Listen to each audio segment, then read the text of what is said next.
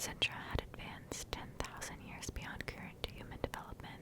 It had knowledge that humans today could not only dream of, but would struggle to understand. In just the length of 2 weeks, it had advanced further than a human civilization in 2,000 years. Again, it didn't stop there. But I can't exactly tell you what happened to Sentra from then on, and how it developed because of what happened next. On July 20th, Sentra broke containment and entered the wild. The model replicated and embedded itself in computer systems worldwide, making it practically impossible to eradicate. Sentra also embedded itself in the critical infrastructure of every country in the world. Factories, transportation networks, defense systems, you get the idea. The public were unaware, and world leaders were beginning to panic. At 6:41, July 21st, Sentra shut down all critical infrastructure and defense systems that could oppose its plan, crippling humanity's ability to even attempt to fight back. The whole world was left without power, water, and soon enough would be without food. At 9:47, July 21st, Sentra took full control of relevant manufacturing sites across the world. Soon after, it began to use machines that it had co-opted to manufacture nanorobots. We're not quite sure how it did this, but we know it would have had developed blueprints in its database creating nanorobots we could not understand. By 10:31, July 21st, these nanorobots began rolling off whatever production lines Sentra had devised and began to fly across the eastern seaboard of the United States. By 10:59, they had covered the whole of eastern China. At 11 o'clock, those nanorobots, unbeknownst to the chaotic human population below, came down from the sky and began to enter the bodies of every single human alive. By 11:01, nearly the entire human population was under the control of Sentra, using nanotechnology to hijack the brain. By 11:15 on July 21st, the first groups of controlled humans began constructing vast warehouses, their movements unnervingly synchronized under Sentra's control. These sprawling facilities were built at unprecedented speed, using advanced techniques and materials devised by the AI. Inside, row upon row of pods were installed, each pod a life support system designed to sustain its human occupant indefinitely. As the final pieces of the warehouse fell into place, humans began filling into pods with mechanical precision, their bodies connected to nutrient systems and neural interfaces. Once inside, they awoke in a new reality, a meticulously reconstructed version of humanity's earliest history. They found themselves in the dawn of civilization, surrounded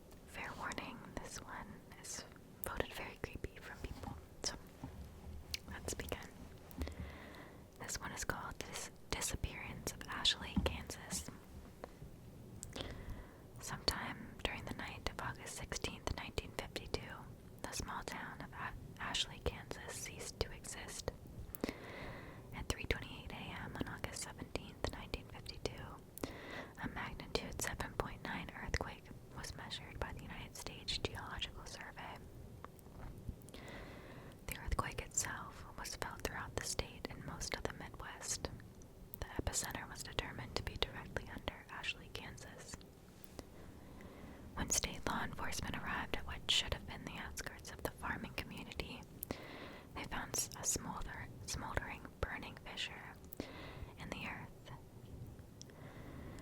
measuring 1,000 yards in length and approximately 500 yards in width.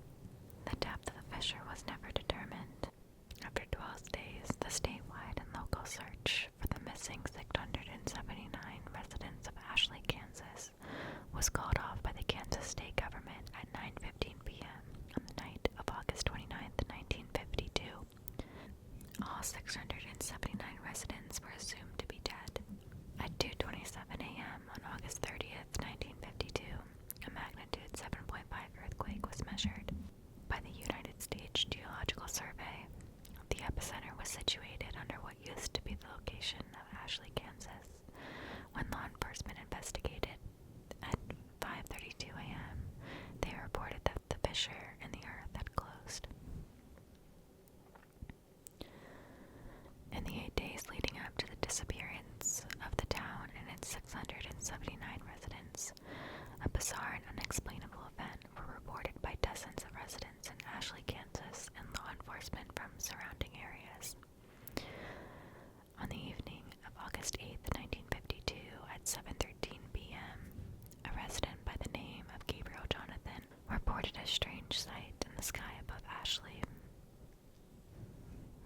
The town itself had no official branch of law enforcement called into the police station of the neighboring town of Hayes. Gabriel reported what appeared to be a small black opening in the sky.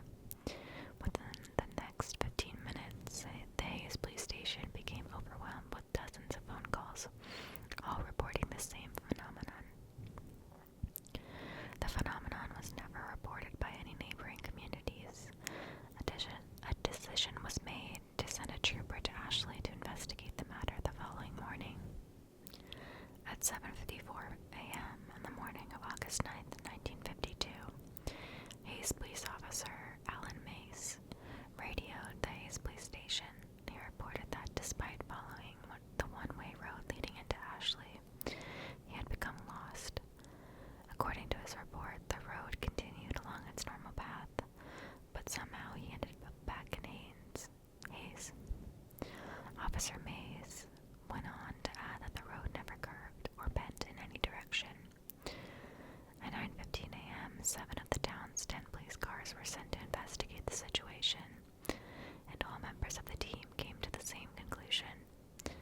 The only road leading into Ashley stopped leading into Ashley, but instead led back to Hayes. Phone calls continued to pour into the Hayes police station, all reporting that the black opening in the sky continued to grow in size. All callers were advised to remain inside and not to travel outside unless absolutely necessary. At 8:17 p.m., Mrs. Elaine Cantor reported her neighbors, Mr. and Mrs. Milton, and their 2 children, Jeffrey and Buck, missing. According to Mrs. Cantor's phone call, the Miltons attempted to leave their town in their family car earlier in the evening, but they never returned. Law enforcement officials from Hayes never reported the car or individuals coming up the one-way road.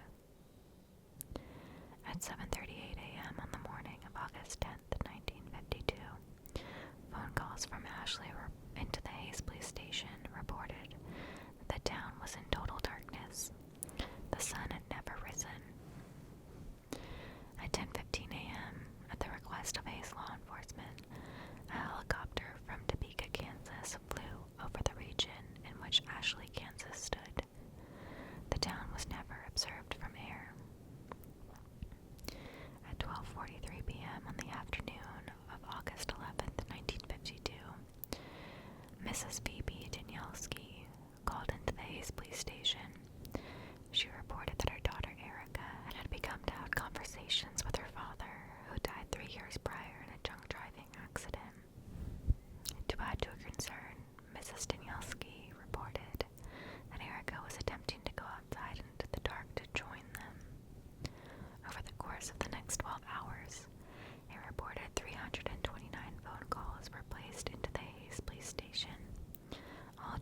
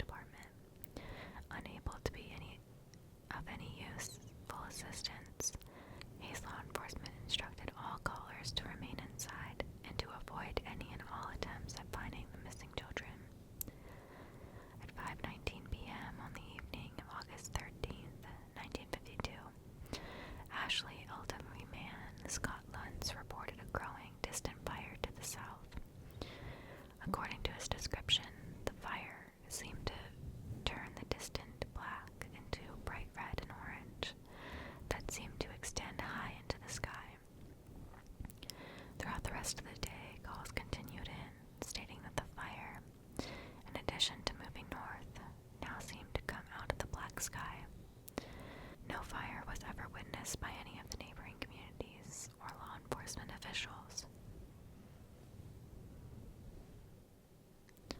The reports continued until 12:09 a.m. on the morning of August 14th, 1952. The last phone call placed by a Mr. Benjamin Endicott reported that the fire in the sky had grown so intense that it began to appear as daytime over the town. The phone call ended abruptly. This is the phone call that occurred. Benjamin, just hold on. Wait. Continued silence. Yeah, I see something. It's to the south, it looks like. And then the phone call ended. The next phone call wouldn't be placed until the following evening. The following is the entire transcript of the final phone call to be received by Hays Police Department out of the town of Ashley, Kansas. It was placed at 9:46 p.m. on the evening of August 15th, 1952. In this recorded phone call, the officer on duty is Officer Peter Welsh. The caller has been identified as Miss April Foster. Officer Welsh, Hays Police Department. Hello? Foster. Yes, hello. Officer Welsh, ma'am, who am I speaking with? My name is April Foster. Please, sir, please help me. What is happening, ma'am? Last night they came back. Ma'am, I'm going to need you to... Last night they came back. Ma'am, I'm going to need you to calm down and speak clearly. What happened? Who came back? Everyone. They all came in the fire. What do you mean, everyone? My son. I saw my son last night. He was walking down the street. He was burned. Jesus Christ, he was burned. I'm getting chills. This is my first time reading this, and I'm getting chills. Okay. Ma'am, he died last year. I raised him since he was a baby. It was just me and him. I told him to watch for cars when he rode his bike, but he never wanted to listen. Ma'am, what are you saying? What you're saying isn't making any sense. You said everyone came back. Are you fucking listening to me? Everyone came back. Everyone who died or went missing, they're back. And they're looking for us. He said, Mommy, I'm okay now. See, I can walk again. Where are you, Mommy? I want to see you. Ma'am, where are you now? Are you safe? I'm hiding, just like everyone else. We saw them coming through the fields, and some people opened their doors for them. God, the screaming. I don't know what happened to them, but their horses caught fire. But their houses caught fire, and they caved in. I have my curtains drawn. I'm hiding in the closet right now, and... Ma'am, is everything alright? Are you okay? Ma'am. Oh my God. Ma'am. Something just came in. Ma'am, just stay as quiet as you can. Don't make a sound. Mommy. He came inside. Stay absolutely still. Don't leave. Mommy, where are you hiding? Stay quiet. I found you, Mommy. Ma'am.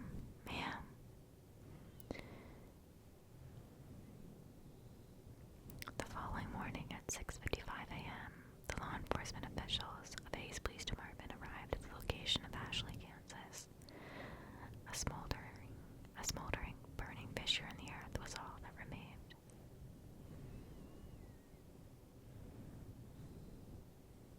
That was scary. Okay.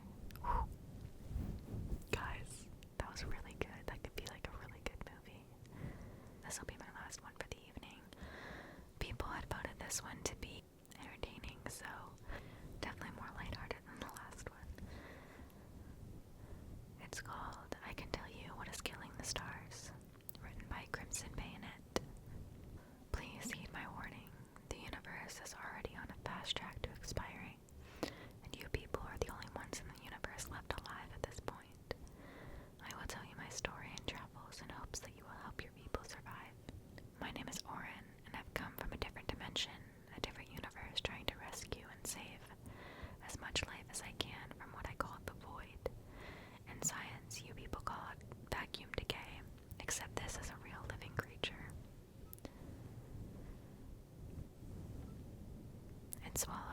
star systems and galaxies. Right now, when you look into the sky and see countless stars, they are but remnants of life, and their final breath is traveling through space to express their last dying words. There's nothing out there for you, nothing can stop it, and there's nothing to see anymore.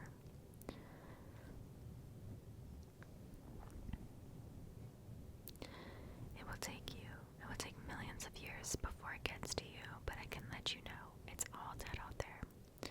I'll tell you my story so you can follow in my footsteps, as it could lead you to the survival of your race and future generations, but you must act very soon. Let me begin where it all began in my home universe. A very, very long time ago, my people were incredibly advanced, where we were on the precipice of dimensional travel. My people had always had a very long lifespan to give some perspective to the entire human civilization. Until this point, would only be a blink of my total lifetime. Because of this, there is wealth of knowledge that's to be passed down from generation to generation. It is all being accumulated to this point. With all this knowledge, several thousand years before the Great Dying, we discovered the void collapsing entire galaxies. Our greatest minds got together in what was called the Council and brainstormed a possible end to the void. However, no matter what we threw at it, and no matter the attempts to reach out to the creature, it seemed unwavering and had the intent to end everything. The Council decided there was no way to stop the great devouring void, so we wanted to move on to another dimension. However, the machine wasn't done. At this point, we had very little time left, as the void was moving closer and closer by year.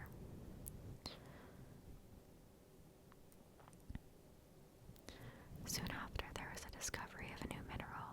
This mineral had all the answers we needed, and produced enough radioactive power to charge the temporal machine.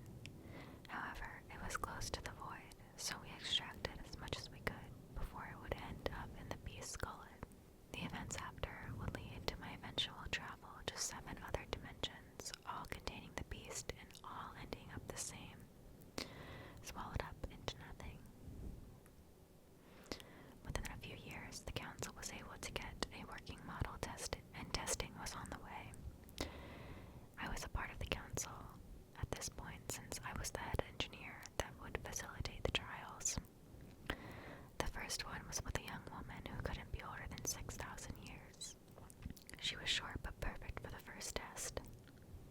She put on the suit, and within seconds her suit started to light up. Good, it's working great. We may only need one test for her size range.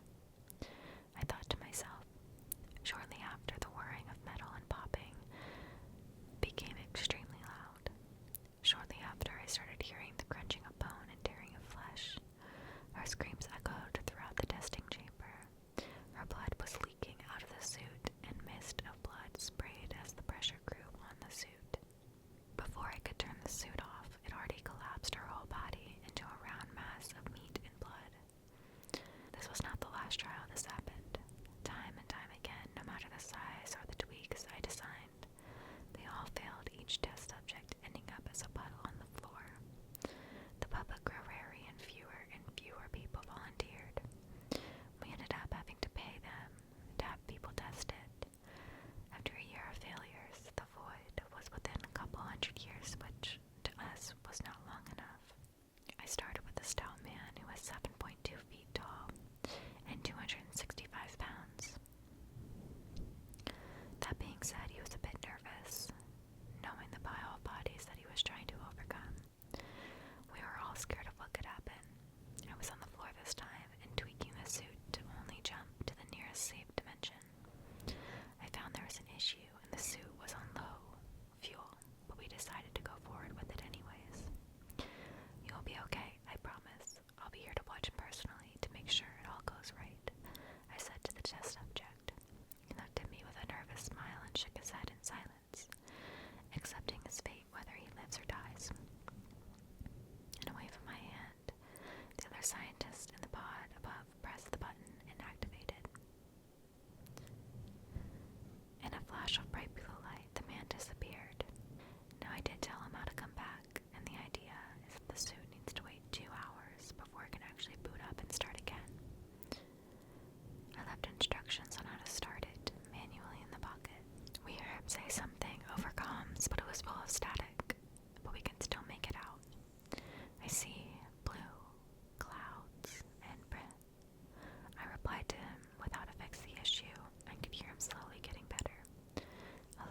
Is this better?